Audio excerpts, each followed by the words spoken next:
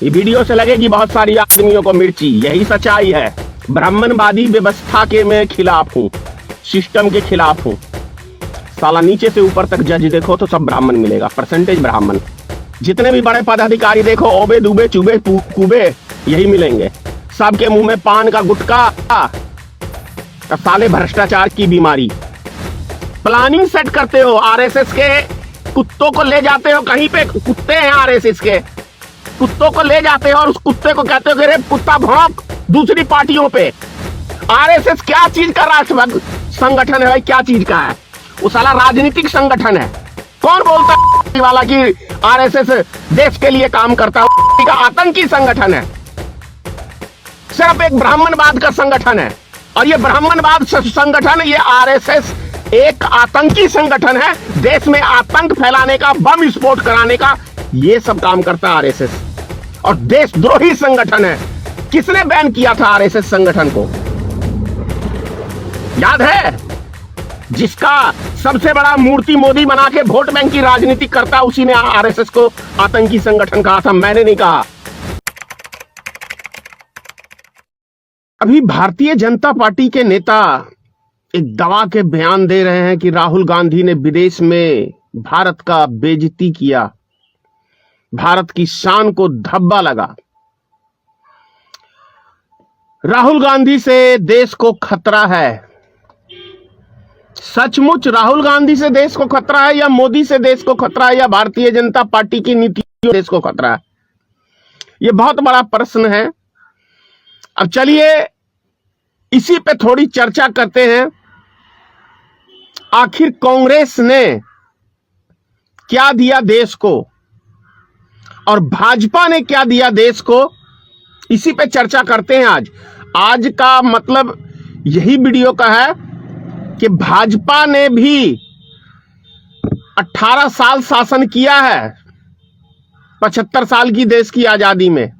तो ऐसा नहीं कह सकता कि भाजपा को सत्ता नहीं प्राप्त हुआ है। 6 साल अटल बिहारी वाजपेयी को, 2 साल मुरारजी देसाई को और 9 साल कंटिन्यू अभी हो गए हैं भारतीय जनता पार्टी को। तो इसी के ऊपर आज बात कर रहा हूं। जिस जमाने में 47 में देश आजाद हुआ था, ना कोई रेल की व्यवस्था कोई खास थी, छोटी लाइन की गाड़ियां थी, पूरे देश में बड़ी लाइन बिछाई गई, इलेक्ट्रिसिटी लगाया गया। ऐसा स्थिति था, मैंने अपनी उम्र में देखा है कि गांव में 25 घर में चूल्हे नहीं जलते थे, मतलब 25% घरों में।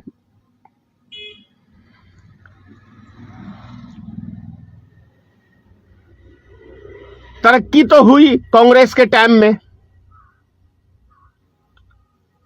कॉलेज बने, स्कूल बने, विश्वविद्यालय बने, तमाम तरह की चीजें कांग्रेस के टाइम में कांग्रेस ने दिया देश को। लघु उद्योग दिए छोटे छोटे घरों के अंदर, जिससे देश विकास की ओर जा सके। दिल्ली ऐसे शहर के अंदर, हमने दिल्ली में बचपन गुजारा, दिल्ली ऐसे शहर में देखा कि घर घर में लोग छोटे छोटे कल कारखाने लगा रहे हैं। लेकिन वही भारतीय जनता पार्टी की सरकार बनी 99 में, देखा वाजपेयी जी के समय में 22 रुपए 35 पैसे लीटर पेट्रोल का दाम था 1999 में।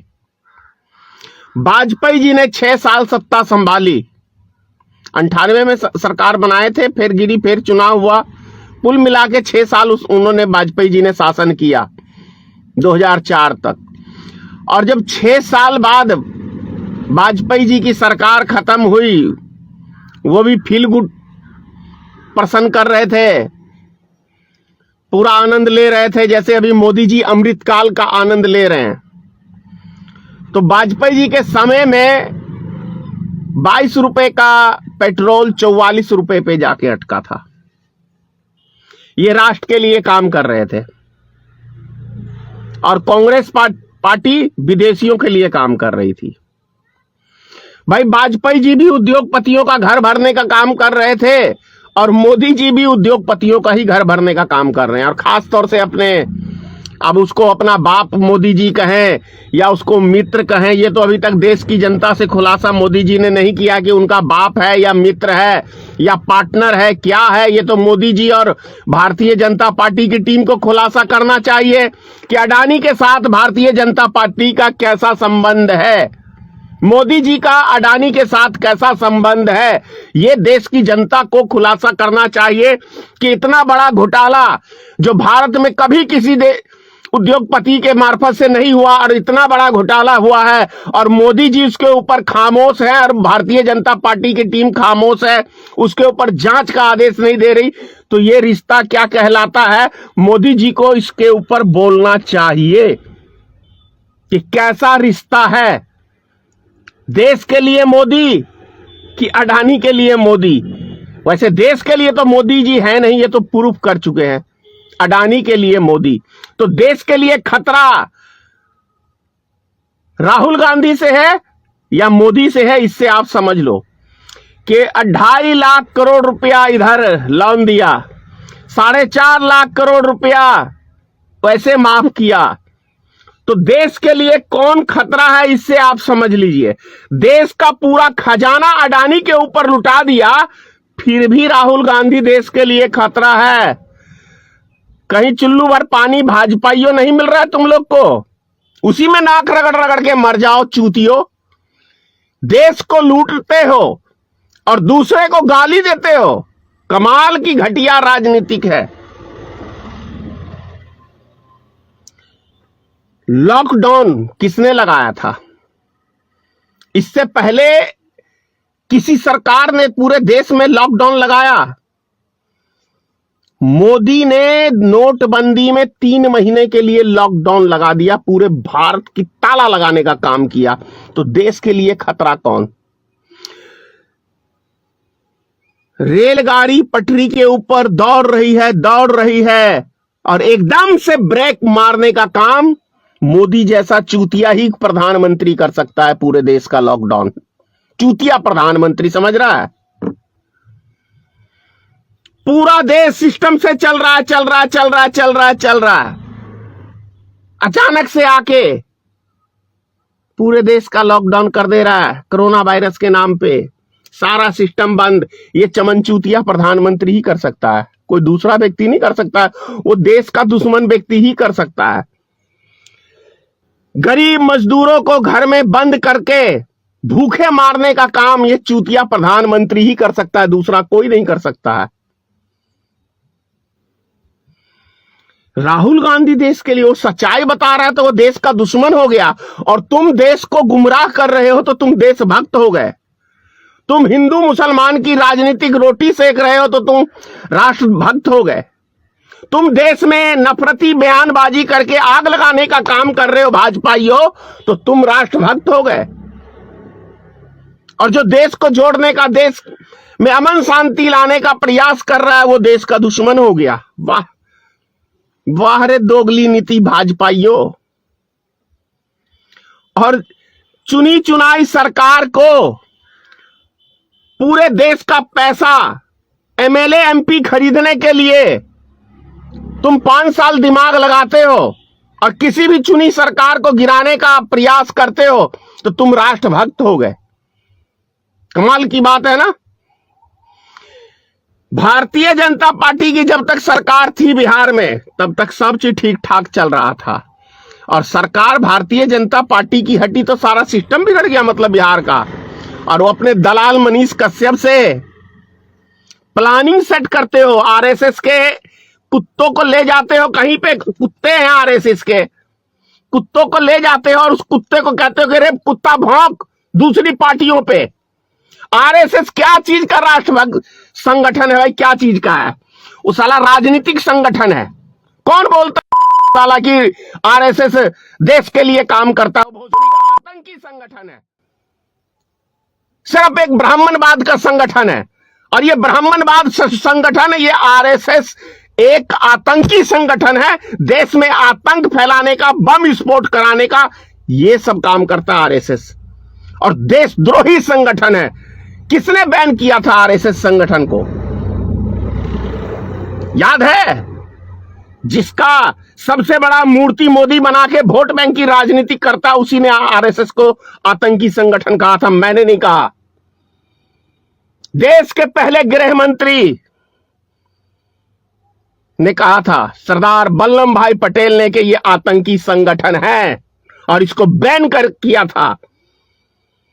और वो जवाहरलाल नेहरू, जिसको ये लोग दिन रात 24 घंटे गाली देते हैं, वो भी ब्राह्मण, ये संगठन भी ब्राह्मण का। तो एक ब्राह्मण दूसरे ब्राह्मण के ऊपर दया किया और इस संगठन को फिर मुक्त कर दिया। कहीं ना कहीं, चाहे बीजेपी हो, कांग्रेस हो, ब्राह्मणवादी सिस्टम की बीमारी है। चाहे वो कांग्रेस पार्टी हो, चाहे भाजपा हो, या कोई भी दल हो, जहां देखा ये सत्ता में आए तो ब्राह्मण निंगड़ी जैसे कुत्ता नहीं हिलाता है, वैसे ये पूंछ हिलाने के लिए उस पार्टी में पहुंच जाते हैं। कहीं रहो, एक बना के अपना संगठन। और तू जो चूतिया है कि मनीष कश्यप चैलेंज किया है कि 15 महीने में तू बिहार में सरकार गिरा देगा, तेरे बाप से भी नहीं गिरेगा। तू जो भाजपा की दलाली करने के लिए पत्रकारिता करता है ना, तो मैं कह रहा हूं तेरे 100 जन्म तेरे बाप से भी नहीं सरकार गिरेगी। इस जन्म में नहीं मनीष कश्यप, 100 जन्म लेगा, बाप के बाप भी आ जाएंगे ना, तो बिहार में झांट नहीं उखाड़ पाएगा तू, क्योंकि तेरी राजनीति का पर्दाफाश हो गया। राजनीति वही होती है जो दबी हुई रहती है, और जिसका खुलासा हो जाए खत्म। बड़ा रेलता था और पेलता था, वो तेरा पेलना और रेलना सब हो गया बंद। अब तेरे को समर्थन कौन कर रहा है, तेरी जन्मदिन की बधाई कौन दे रहा है? वो सारे तेरे बाप ब्राह्मण सब हैं। अबे दूबे चूबे जूमे यही सब दे रहे हैं तेरे को बधाई। देख ले अपने कमेंट्स बॉक्स में, जितने तेरे जात के बीमारी है ना, इस देश की बीमारी मैं कहता हूं ब्राह्मण समाज को। ब्राह्मण समाज इस देश के लिए एक बीमारी है।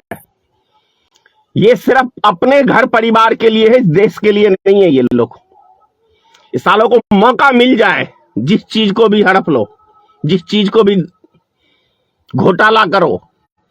अगर देश में जांच हो निष्पक्ष, तो एक एक जितनी भी सरकारी संस्था पे बैठे हुए सारे ब्राह्मण जेल में होंगे, क्योंकि एक भी ईमानदार ब्राह्मण नहीं पाया जाएगा। वो चाणक्य नीति की भूल जाओ, चाणक्य था महान, तुम लोग महान नहीं हो। ये वीडियो से लगेगी बहुत सारी आदमियों को मिर्ची, यही सच्चाई है। ब्राह्मणवादी व्यवस्था के मैं खिलाफ हूं, सिस्टम के खिलाफ हूं। साला नीचे से ऊपर तक जज देखो तो सब ब्राह्मण मिलेगा, परसेंटेज ब्राह्मण। जितने भी बड़े पदाधिकारी देखो, ओबे दूबे चूबे कूबे यही मिलेंगे। सब के मुंह में पान का गुटखा और साले भ्रष्टाचार की बीमारी। देश को लूटने वाली है ये। जय हिंद। अगर आप चाहते हैं गरीब हर वंचित इंसान की आवाज आप तक पहुंचे, तो हमारे चैनल को सब्सक्राइब करें और बेल आइकन का बटन दबाना ना भूलें। देखते रहिए भोजन न्यूज।